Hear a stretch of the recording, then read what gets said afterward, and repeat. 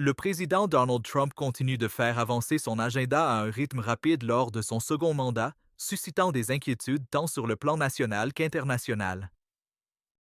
Trump s'apprête à réduire les effectifs de l'USAID, suggérant que les États-Unis prennent le contrôle de Gaza et donne les pleins pouvoirs à Elon Musk pour réduire les emplois et départements fédéraux.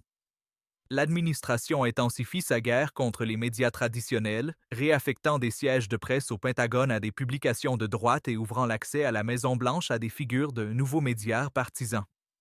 Trump a suspendu les menaces d'imposer des tarifs de 25 sur les importations en provenance du Canada et du Mexique pendant 30 jours, mais des inquiétudes demeurent quant aux tensions économiques futures.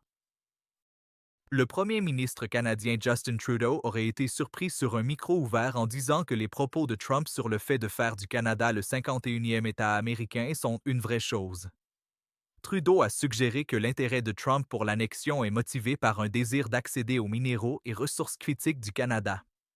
Le gouvernement canadien met en œuvre de nouvelles mesures de sécurité aux frontières et nomme un czar du fentanyl dans une tentative de répondre aux préoccupations américaines.